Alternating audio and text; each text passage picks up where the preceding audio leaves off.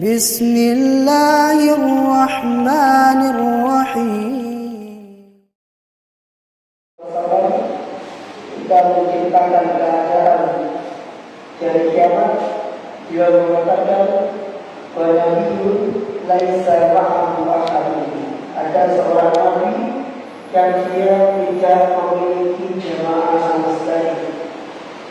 Tapi hal itu tidak membuat dia rasa malu. Demikian juga Imam Ibn Nawawi hadir di majelis beliau pada sekitar 5 atau 6 orang. Demikian juga Syekh Sulaiman Al-Ruhaili hafizahullah, beliau pernah menceritakan bahwa ada seorang syekh yang datang ke kajian rutinnya untuk mengisi taklim dan tidak ada yang hadir di situ kecuali muadzin. Tidak ada yang hadir di kajian syekh tersebut kecuali muadzin. Maka syekh tersebut tetap mengisi, tetap menunaikan kewajiban dia, kemudian berisyak, kemudian dia pulang. Kemudian sesuatu mengatakan wahada lillahi wahada da'watu wahadihi da'watu lillahi wa laysa da'watu linnas.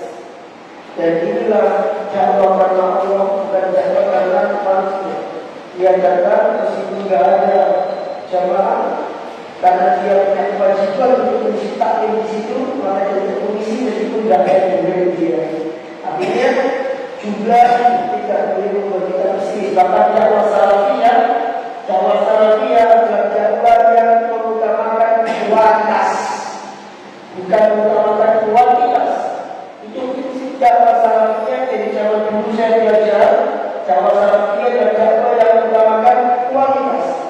Sedikit berkualitas lebih baik dibanding bagian tapi tidak berkualitas. Dan masya Allah di zaman sekarang nampaknya prinsip itu mulai bergeser, di mana orang sekarang lebih sibuk mencari kuantitas dibanding kualitas. Di zaman dulu dakwah salafiyah jamaahnya dikit karena masih asing di musim banyak orang, maka prinsip dakwahnya adalah kualitas bukan kuantitas. Bagaimana Nabi alaihi wasallam. Baik, kita masuk ke hadis 198. Hadis Bukhari mengatakan haddatsana Muhammad bin Salam telah menceritakan kepada kami Muhammad bin Salam dia berkata akhbarana Muhammad bin Fudail an-Mughirah an-Ummi Musa an-Ali radhiyallahu anhu qala kana akhir kalam Nabi sallallahu alaihi wasallam, di antara ucapan terakhir Nabi sallallahu alaihi wasallam, as-salat as-salat, salat salat, jaga salat, ittaqullah, dan bertakwalah kepada Allah, fima malakat aymanukum, pada budak-budak kalian. Para jemaah, ini di antara wasiat Nabi alaihi wasallam kepada Bapak. Wasiat beliau banyak. Di antaranya adalah menjaga salat, memelihara budak, berbuat baik pada budak. Dan ini yang menjadi pembahasan di bab ini, yaitu berbuat baik pada budak. Kemudian di antara lagi adalah menyelisihi orang-orang Yahudi dan Nasrani, di mana mereka menjadikan makam aulia-aulia mereka sebagai masjid. Itu di antara wasiat Nabi. Dan juga wasiat beliau ketika Juanda, di mana tidak ada beda antara orang Arab dengan orang Ajam, orang kulit merah dengan orang kulit kuning. Semuanya sama kecuali kamu bedakan dengan ketakwaan kepada Allah Azza wa Jalla. Kemudian yang kedua, ma'asyiral muslimin, dari hadis ini menunjukkan kepada kita bahwa Nabi SAW menghabiskan seluruh hidupnya untuk dakwah kepada Allah, menghabiskan seluruh hidupnya untuk menasihati manusia, dakwah kepada Allah. Buktinya apa? Sampai wafat pun beliau tetap memberikan fatwa atau nasihat. Kemudian Faidah Jamaah Muslimin, perintah menjaga sholat, perintah menjaga sholat. Kalau Nabi ngomong sholat ketika mau wafat sempat-sempatnya ngomong sholat, berarti ini bukan perkara remeh, bukan perkara remeh. Karena orang mau satu maut kok sempat-sempatnya ngomong masalah sholat, tadi bukan perkara remeh. Yang mana diremehkan oleh sebagian besar pada manusia pada zaman sekarang. Jadi bukan remeh, perkara yang sangat penting, perkara yang harus dijaga. Dan di antara bentuk menjaga sholat itu bukan dia nggak sholat. Lagi-lagi ya, di antara bentuk menjaga sholat itu bukan dengan cara dia sekedar sholat. Karena Allah berfirman dalam surah Al-A'raf, alladzina hum an sholatihim sahun, orang-orang yang lalai dari sholatnya. Sahun itu bukan orang yang tidak sholat. Ya, orang lalai dari sholat itu bukan orang yang tidak sholat, tapi orang yang tidak perhatian terhadap waktu sholat. Itu namanya sahur. Itu penjelasan Syekh Al-Utsaimin rahimahullah. Beliau mengatakan, kita bersyukur kepada Allah karena Allah tidak berfirman alladzina hum fi sholatihim sahun, orang-orang yang lalai di dalam sholatnya. Allah tidak mengatakan fi sholatihim, di dalam sholatnya. Kalau seandainya Allah mengatakan fi sholatihim, maka siapa di antara kita yang tidak lalai di dalam sholat? Tapi Allah mengatakan an sholatihim, lalai dari sholat. Kemudian beliau mengatakan, dan termasuk di antara lalai di dalam sholat, lalai dari sholat adalah ketika seorang tidak perhatian dalam masalah waktu sholat. Kayak gini Pak, orang perhatian waktu sholat begini Pak, ketika dengan mau sapa, maka yang harus ada di benak dengan pertama kali adalah di mana dengan akan sholat, mau dikosong atau tidak, dan bagaimana cara sholatnya, dan jam berapa kira-kira kita akan berangkat sehingga kita bisa sholat. Itu namanya perhatian dalam masalah sholat. Tapi kalau orang nggak perhatian dalam masalah sholat, meskipun di tangannya ada jam tangan, dia nggak ada waktu, dia nggak ada waktu.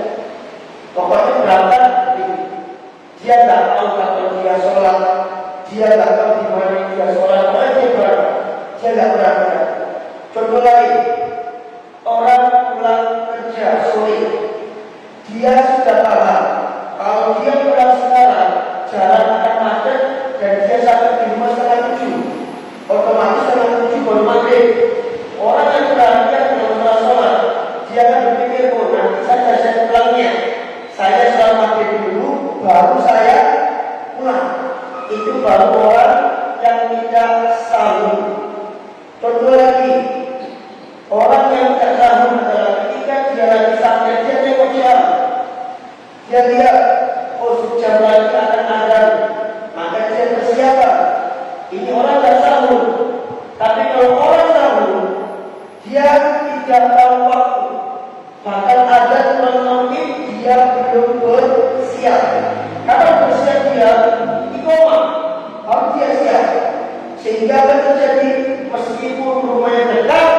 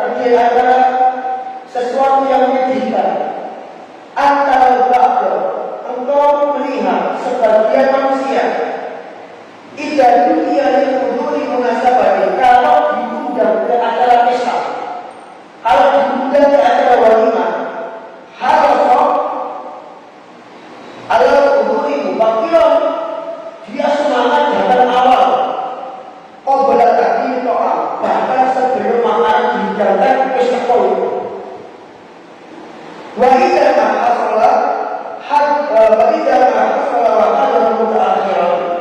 Tapi kalau dia sampai datang terlambat, syawra bil hujjati wal riya, dia malu sungkan waktu dalam keadaan sehingga waktu ini. Warna soal apalagi kedatangannya itu dalam keadaan manusia sudah ada di meja makan, persiapan makan. Fash wasyattatu alaihi amru lalu hadar wa qad insarafa nas, dan rasa malunya itu bakal menjadi lebih besar manakala dia datang manusia sudah pada pulang. Fakatnya situ mobil, maka ketika orang seperti ini dia sudah balik di luar sebelum datang pesta. Biasanya manusia sudah pada balik pesta. Kau sekalian di sini balik air hayatan wa khojalan mimman da'ahu, karena rasa malu dan terhadap orang yang mengundang dia. Kalau orang datang walimah itu datangnya tepat waktu. Kalau tepat waktu malu dia. Bahkan kata syaitan kita, bahkan kalau misalnya dia datang manusia sudah selesai, kosa sekalian balik lagi izin. Alam kata syaitan, fama baru ba'du yadkhul masjid ba'da yaum as-salat. Lalu bagaimana dengan keadaan orang yang masuk masjid setelah sholat, setelah iqamah, al-ba'da intihaiha, atau sholatnya sudah selesai pun layak dari wilayah, dan dia tidak punya malu. Sholat kita undangan Allah, walimah itu undangan manusia, sholat itu undangan Allah. Tapi kadang orang itu malu sama undangan manusia, tidak sama undangan Allah. Orang itu mempersiapkan undangan manusia, tapi tidak mempersiapkan undangan Allah. Memperhatikan undangan manusia, tidak memperhatikan undangan Allah. Ya kan? Di walimah dia malu. Tapi ketika dia datang setelah iqamah atau datang setelah sholat selesai, layak dari kebalikan, dia tidak malu. Walaya dapat Allah wajib kaya Allah, dan dia wajah dia tidak sama sekali dan punya malu di hadapan Allah saja.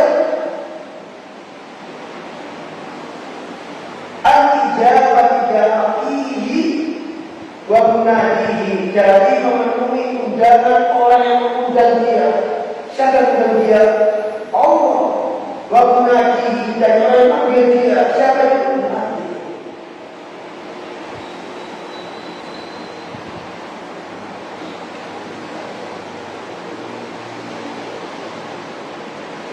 Itu maksudnya terbalik orang ini. Malu sama manusia, dan malu sama Allah saja. Kalau terlambat karena libur, ya tadi saya berhabis, tidak ada. Atau mungkin karena hujan, atau mungkin karena sesuatu hal. Sekali dua kali tidak sahur. Kalau tiap hari, jadi bukan libur tiap hari. Kalau tiap hari namanya sahur. Beda antara orang terlambat libur dengan terlambat tanpa libur. Kalau tiap hari berdiri nyempurnain rokaat, nanti saat berikutnya nyempurnain rokaat lagi, saat berikutnya nyempurnain rokaat lagi. Ini namanya tahawun, meremehkan. Karena tiap sholat dan tiap hari masuk ke sahur nanti. Ya, padahal ridhoan Allah didapatkan dengan cara bersegera. Kata Syekh di sini, Ibnu Qayyim, Ibnu Qayyim, Allah mengatakan tentang ucapan Musa, wa ajiltu ilaika rabbi tarda. Ini Musa ditanya oleh Allah di bukit Tursina, wa ma a'jalaka an qaumika ya Musa. Ya Musa, kenapa engkau cepat-cepat ke sini dan meninggalkan kaummu? Karena waktu itu Allah mengundang Musa untuk bertemu dengannya untuk menerima apa? Laut Taurat selama 40 malam.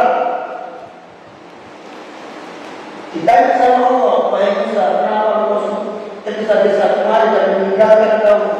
Apa kata Musa? Wa ajiltu ilaika rabbi, aku bersegera menuju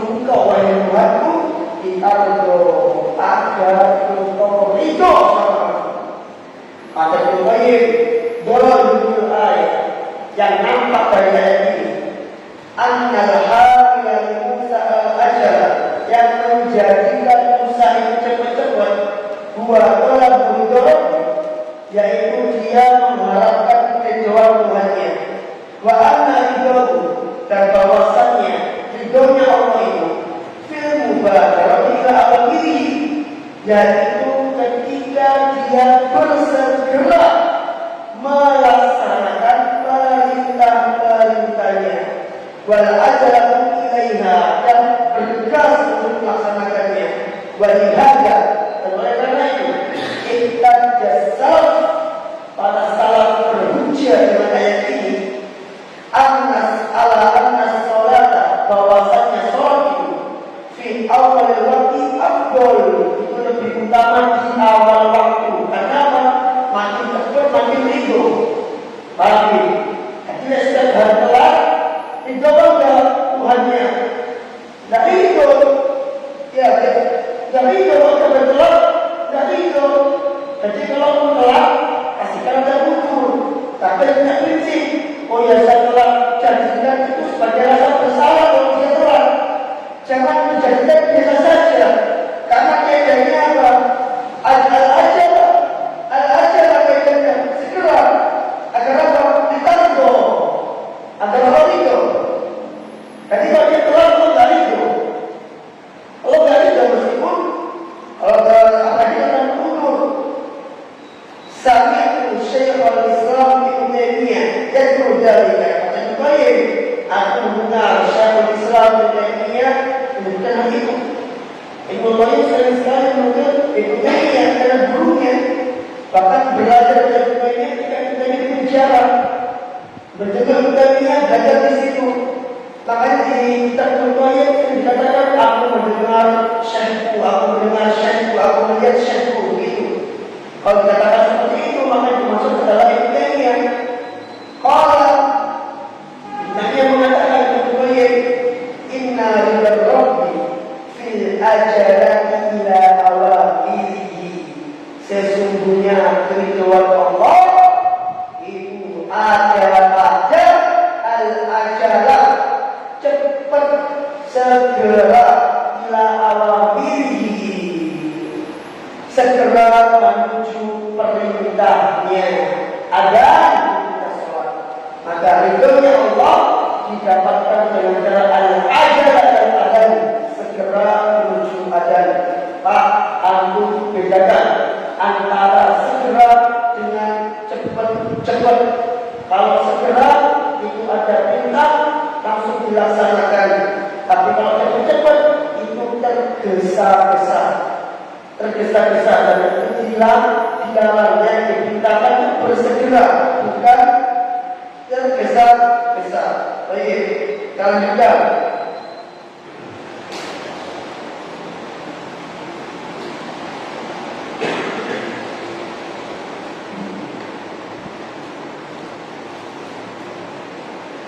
Perhatikan ini, antara orang yang suka telat dengan orang yang suka telat sholat. Saya mengatakan, wa inna, dan sesungguhnya engkau belajar alamat hududi wa tumatinati badiatan ala wujud mubadiri. Engkau akan melihat tanda-tanda tumatinah, tanda-tanda ketenangan itu muncul pada wajah orang-orang yang bersegera dekat sholat. Hatta innahu akhir al-masjid khurujan bil ghalib, di mana kebanyakan orang yang datang pertama sholat, yang segera dekat sholat, nggak telat itu, kebanyakan mereka adalah justru menjadi orang yang terakhir keluar masjid. Padahal mereka orang yang pertama masuk masjid, harusnya mereka pertama keluar masjid, tapi justru kebanyakan orang yang datang awal sholat itu menjadi orang yang terakhir keluar dari masjid. Ya sholat sunnah, bikin dulu. Ini adalah tanda-tanda tumanina, kata Syekh. Wahum awal dukulan, padahal mereka adalah orang pertama yang masuk ke masjid. Wandur ila hal akhir, dan sekarang berpihak kepada orang-orang yang suka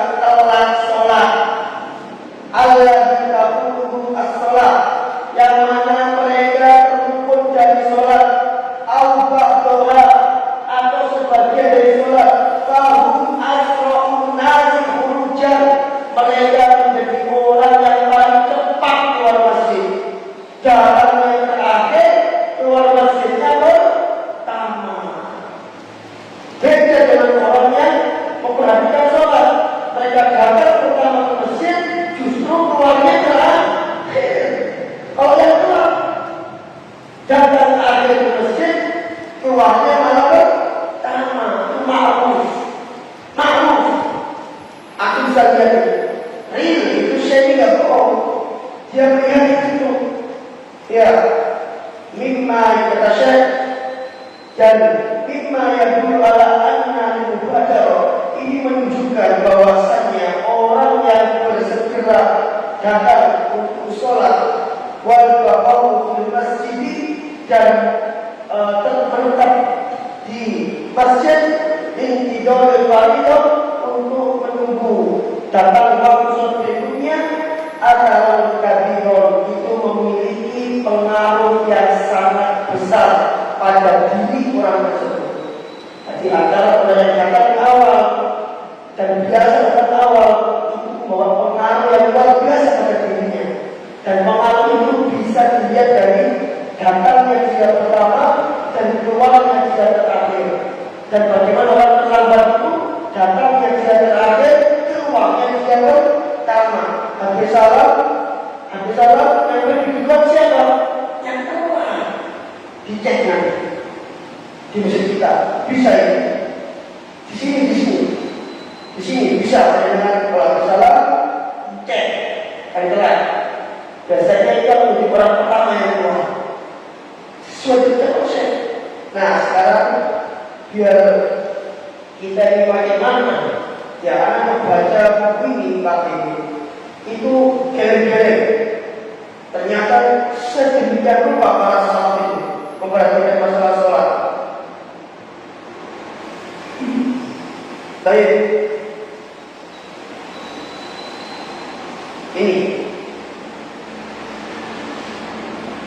ini adalah perhatian mereka. Ibrahim bin Yazid At-Taimi, beliau mengatakan, habis katanya,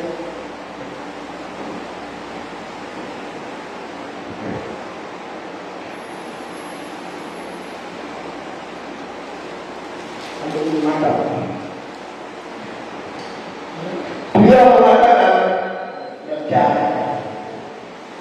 ibarat malaikat berroda.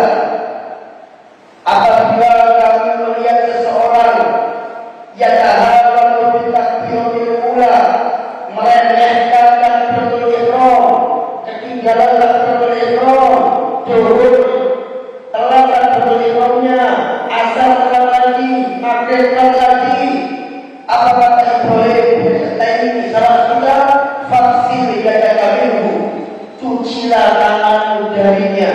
Maksudnya jangan jadikan dia panutan, jangan jadikan dia guru, karena standar guru di masa para salaf adalah yang pertama akidah, yang kedua akhlaknya, yang ketiga dilihat dulu sholatnya. Jadi kalau ada orang tahu mereka yang takbiratul ihram, apa kata Ibrahim At-Taimi, fasil yadaka minhu, cucilah tangan darinya. Biarin, jangan dekat sama dia. Bahaya ketika ketularan telatnya. Ini ucapan-ucapan seperti ini awal saya membaca langsung saya punya prinsip tidak boleh telat. Meskipun telat, tapi sudah minimal punya prinsip tidak boleh telat, itu minimal. Wakil bicara gurunya Imam Syafi'i, mungkin ini aja belajar. Gurunya Imam Syafi'i, beliau mengatakan, malam yudrik takbiratul ula, siapa yang tidak mendapati takbiratul ihram, fala tarjuhu, jangan kau harapkan kebalikannya. Dan terserah dia.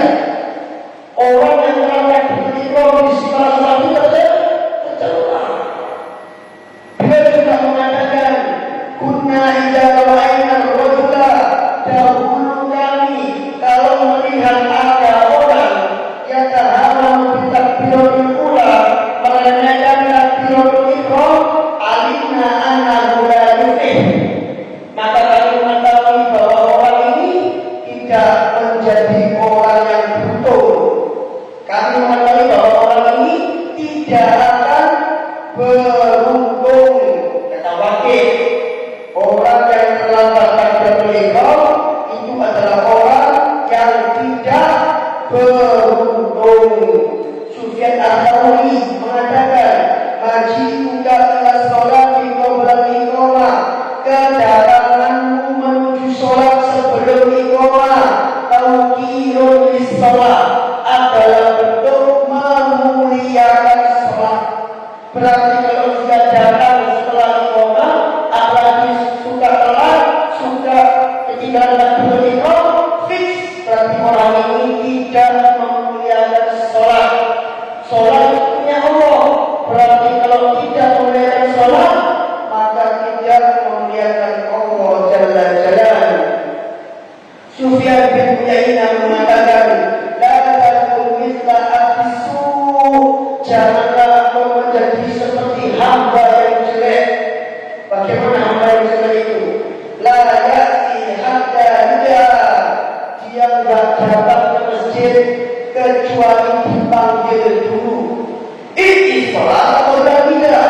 Datanglah engkau ke masjid sebelum adzan. Kita lanjutkan ucapannya. Ini adalah ucapan Sa'id Al-Musayyab. Beliau mengatakan, malam itu balagani dari Maimun bin Mihran, balagani telah sampai berita kepadaku, anna Sa'id Al-Musayyab anna al-ba'ina sana. Sa'id Al-Musayyab itu umurnya 40 tahun. Lam ya'til masjidah fayajidu ahlahu qad istaqbaluhu kharijina minhu. Telah sampai berita kepadaku bahwa Sa'id Al-Musayyab selama 40 tahun dia tidak mendatangi masjid dalam keadaan manusia sudah keluar dari masjid. Qad qadau sholatahum, sungguh mereka telah melakukan sholat. Maksudnya begini jamaah, Sa'id Al-Musayyab ini dia termasuk ulama yang selama 40 tahun itu tidak pernah ketinggalan takbiratul ihram. Ini kata beliau, mafakat sholat jamaah mundu arba'ina sanah wala nadra fi aqfaihim. Kata Sa'id Al-Musayyab, aku tidak pernah terluput sholat jamaah sejak 40 tahun. Pernah 40 tahun jamaah terus. Wala nadra fi aqfaihim, dan aku tak pernah melihat pundak manusia. Berarti jadi sok mana Pak? Sok sapu. Karena dia tak pernah lihat pundak manusia di sok sapu. Kemudian berikutnya Pak, yang terakhir ada di atas sini yang terakhir. Dan Al-Imam Ad-Danabi, beliau membawakan sebuah biografi dalam kitabnya Syiar A'lamin Nubala. Mus'ab mengatakan, Sami'a Amirun Al-Mu'adzin. Amir pernah mendengar Al-Mu'adzin mengumandangkan adzan, bahwa yarjudu binafsi, dan dia adalah orang yang sangat sayang terhadap dirinya sendiri. Faqala, suatu ketika dia mengatakan, khudhu biyadi, gandenglah tanganku, genggam tanganku, gandenglah tanganku. Faqila, lantas sahabat-sahabatnya mengatakan, innaka alil, engkau kan sakit. Harusnya kalau sakit di rumah saja, tidak perlu ke masjid. Tapi dia mengatakan, khudhu biyadi, gandeng tanganku, tarik bantuanku. Itu kata dia. Sahabat mengatakan, innaka alil, engkau sakit, sini istirahat duluan jangan apa-apa, mundur. Kalau mundur nggak apa-apa, masjid kan begitu. Apa kata Amir? Dia mengatakan asma'u ya Allah, aku mendengar orang yang menyeru kepada Allah. Fala jibu, lantas aku memenuhi panggilannya. Panggilan, aku dengar ada, masa iya aku tak memenuhi panggilan adzan itu? Fakul biadihi, lantas akhirnya mereka pun menggenggam tangan Amir, menggandeng tangan Amir, diajak, dipokok untuk bisa berangkat sholat pada dia Amir sakit keras. Alim itu bahasa sakit keras, Tuhan bahasa Arabnya. Pada kedatangan imam di maghrib, maka Amir pun masuk ke masjid untuk sholat maghrib bersama dengan imam. Farokatan dia pun mendapatkan satu rakaat, cuma mata dan wafat. Luar biasa. Wafat di saat sholat, dapat satu rakaat, wafat. Pelajaran besar. Saya baca ini Pak, saya baca kisah ini. Waktu itu saya bilang gini, kok bisa ada orang kayak ini? Dia paham betul besarnya sholat, dia paham betul besarnya Allah Azza wa Jalla. Dia tidak peduli. Tapi apa hasilnya? Allah kasih hasil akhir apa? Dia wafat ketika sholat.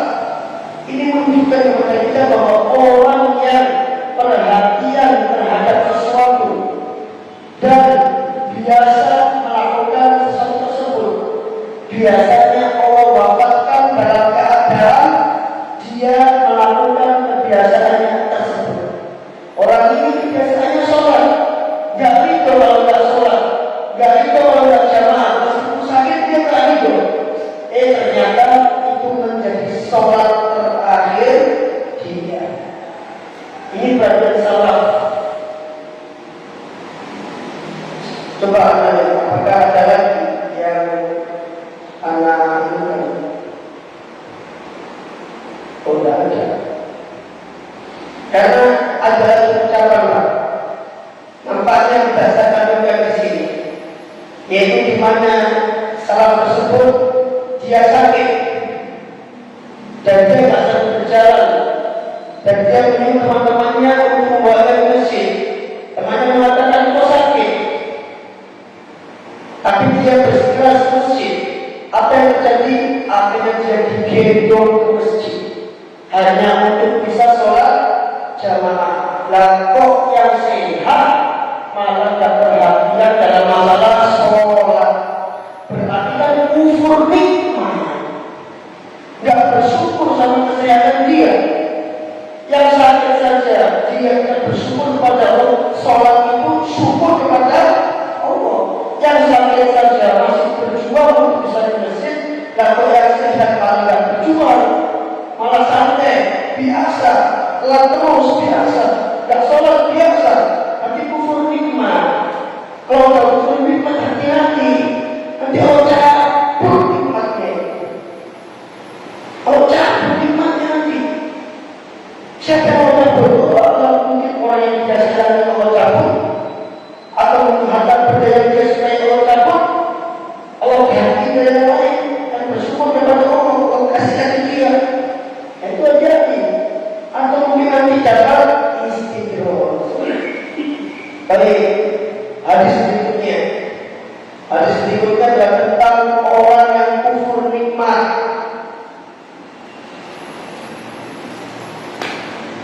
Oh belum, hadis yang ketiga. Hadis yang berikutnya tentang siapa orang yang baik dan siapa orang yang tidak baik. Abu Darda An-Namu kana yaqulu linnas. Abu Darda mengatakan kepada para sahabat waktu itu, "Nahnu a'rafu bikum minal bayati wa bid-dawa." Sesungguhnya kami adalah orang yang lebih paham terhadap kalian dibanding seorang dokter yang memahami hewannya. Maksudnya al-bayati wa bid-dawa,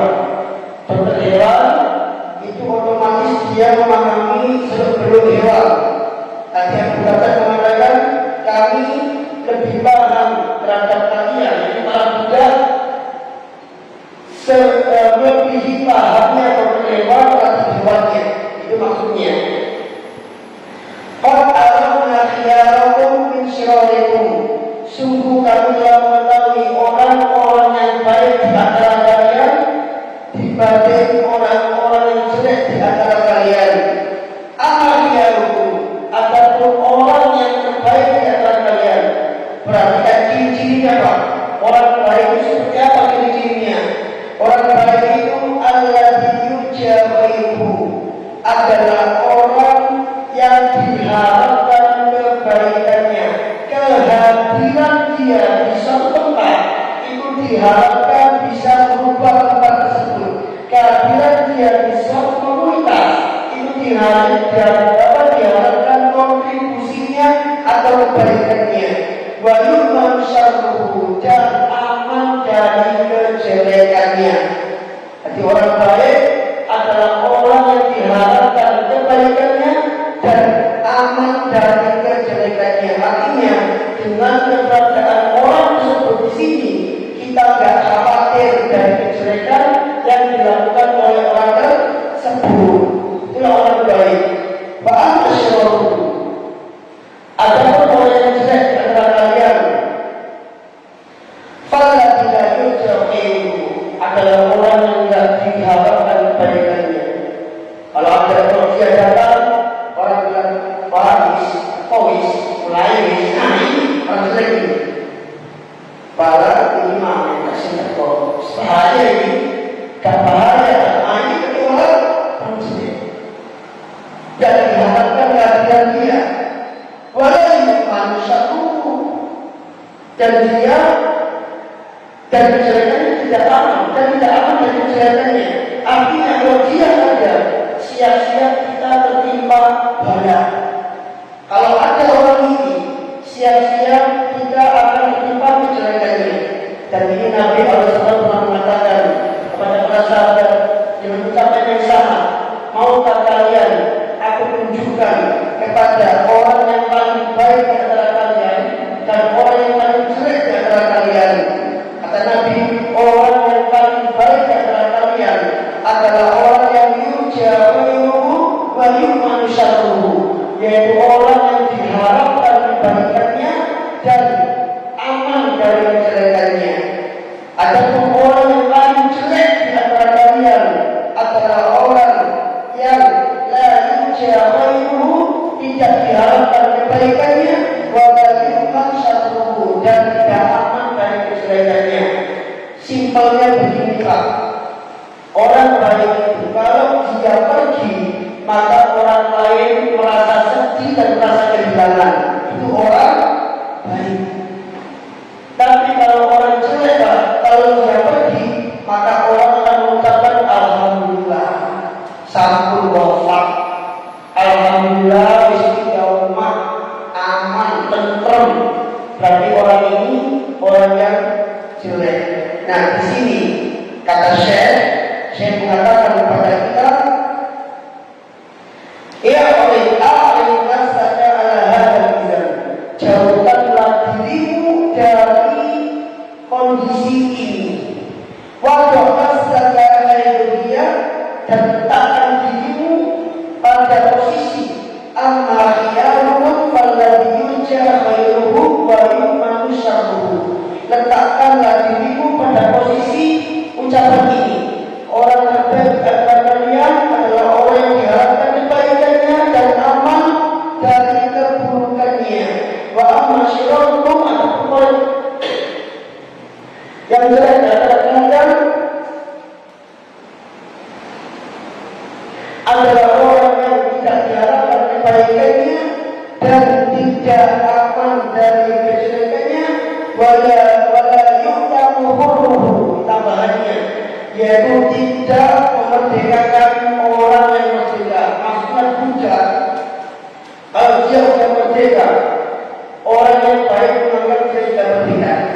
Tapi orang yang jelek menganggap dia tetap sebagai seorang budak. Itu maksudnya. Kemudian Syekh membawakan dalil dari ucapan Nabi SAW tentang tanda-tanda munafik. Kata Nabi, ada tanda orang munafik, kalau nggak salah 5.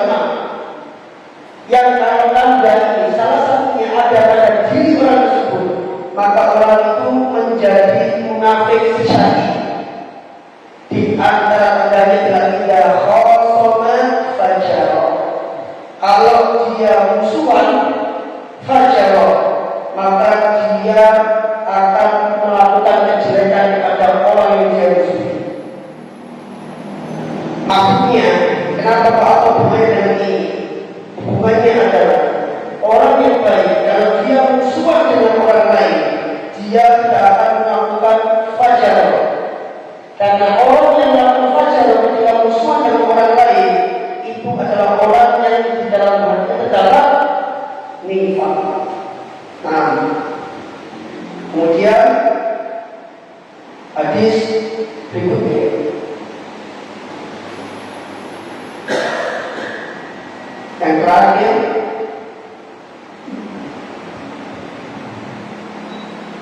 Al-Abi Umamah dari Abu Umamah, sami'tuhu yaqulu, aku mendengar Nabi alaihi wasallam bersabda, kata Nabi, al-kanun, orang yang kufur nikmat,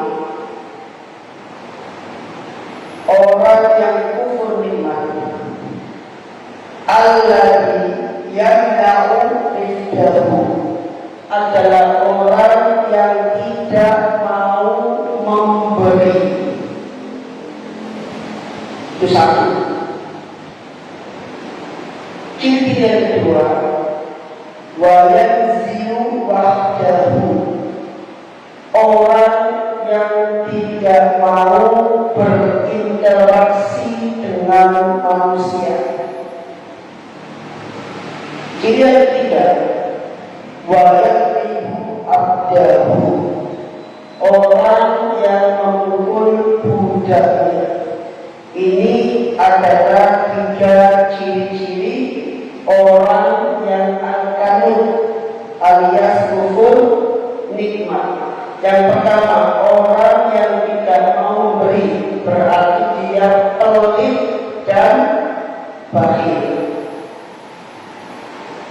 Jadi dia kufur nikmat karena dia mengira bahwa nikmat yang ada pada dirinya hasil kerja kerasnya. Itulah kenapa dia tidak mau memberi.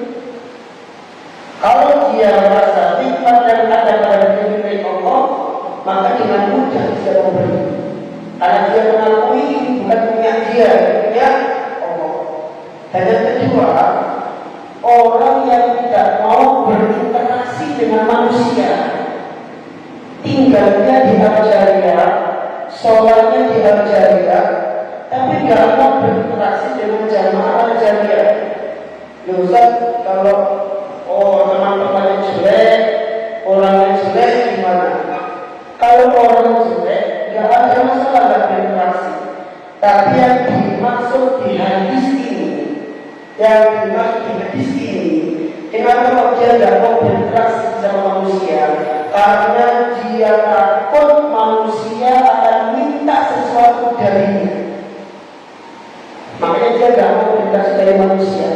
Dia punya makanan misalkan, dia tidak menampakkan kepada manusia karena khawatir makanannya akan diminta. Berarti ciri yang kedua ini sama kayak yang pertama, dia juga pelit. Coba bagian bawah ada nggak penjelasannya ini?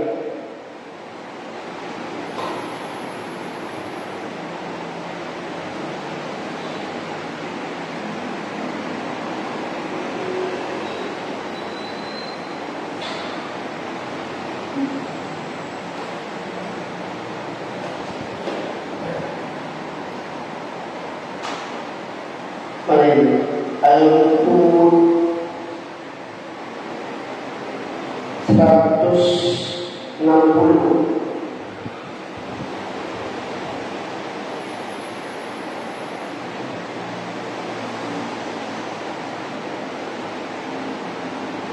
Tidak ada, yang ternyata tidak ada penjelasannya di kitab ini kecuali al-kafir saja, yaitu al-kafir binikmatillah, yaitu orang yang kufur pada nikmat Allah. Jadi ciri yang kedua ini orang yang tidak mau berinteraksi bukan karena masyarakatnya jelek, bukan karena teman-teman jelek, bukan karena itu dia tidak mau. Saya tidak mau berinteraksi karena takut orang-orang pada minta dari dia. Hanya dia tidak mau ngobrol, tidak mau ngajak. Kalau nanti kalau dia tidak sama orang-orang, ya orang tidak minta sama saya. Ini kufur nikmat. Dan terakhir adalah wayat ribu ada, dan orang yang memukul budak, sehingga di sini bab sukul milkan, bab berbuat jelek kepada budak atau kepada pelayan atau kepada pembantu. Maka kesimpulannya adalah di antara bentuk berbuat jelek kepada budak adalah dengan cara memukul budak tersebut. Maka di antara cara berbuat baik kepada budak kebalikannya, yaitu tidak memukul budak. Nah, mungkin cuma itu yang bisa saya sampaikan. Untuk hadis berikutnya kita lanjutkan ke pertemuan yang akan datang. Oke, ada yang bertanya? Tidak ada?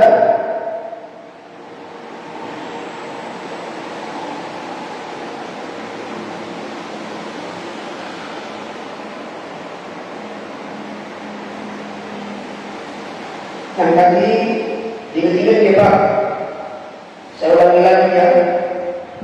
Kata Ibnu ini, bila kau melihat seorang yang meremehkan takbiratul ihram, cucilah tanganmu darinya. Berarti orang yang terlambat kita celah di sisi Ibrahim bin Yazid ini, nggak ada bagus-bagusnya sama sekali. Atau wakil, kalau orang terlambat takbiratul ihram, falakat sukhairam, jangan kau berharap kebaikan dari dirinya. Itu orang tak baik, itu maksudnya.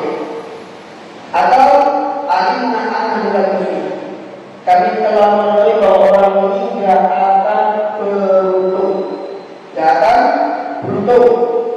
Dan di antara bentuk pemuliaan kita kepada Allah adalah dengan cara memuliakan sholat. Itu gitu.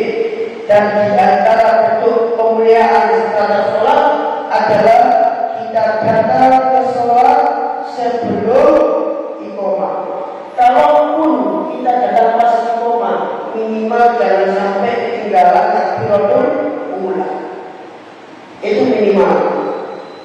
Ya. Dan ternyata orang yang suka telat, ada Sufyan Ibnu Uyainah, orang kaya ini. Ternyata orang suka telat itu adalah hamba yang jelek. Siapa itu? Yaitu orang yang tidak datang kecuali dipanggil. Dia datang ke masjid sebelum ada, itu maksudnya. Ini sholat mubadah, ini luar biasa. Standarnya Sufyan Ibnu Uyainah adalah sholat itu harus didatangi sebelum ada. Kita saya rasa nggak bisa begini Pak, berat. Standarnya orang soleh zaman dulu, wajar pada zaman dulu itu berkahnya luar biasa, itu wajar. Standar mereka seperti ini, sholat itu datang sebelum ada. Tapi di luar sana ada Pak, di luar sana ada dan banyak di Mekah itu banyak. Sebelum ada di Masjidil Haram banyak, ya.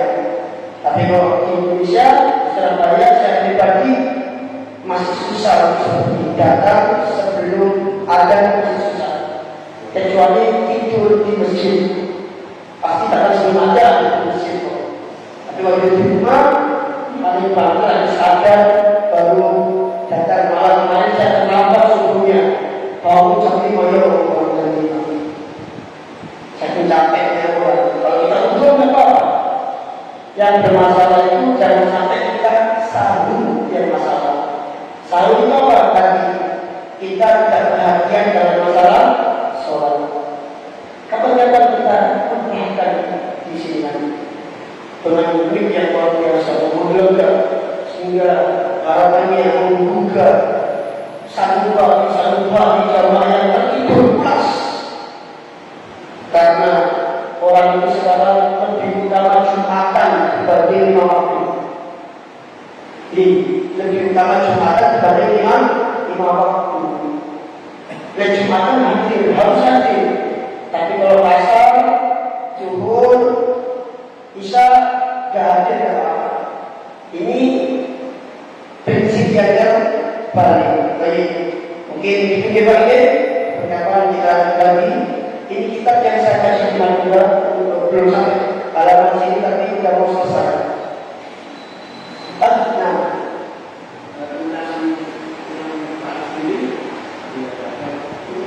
Bagaimana dengan perkara dunia? Apakah kita juga menjauhinya?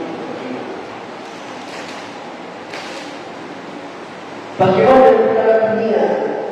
Apakah kita harus menjauhinya?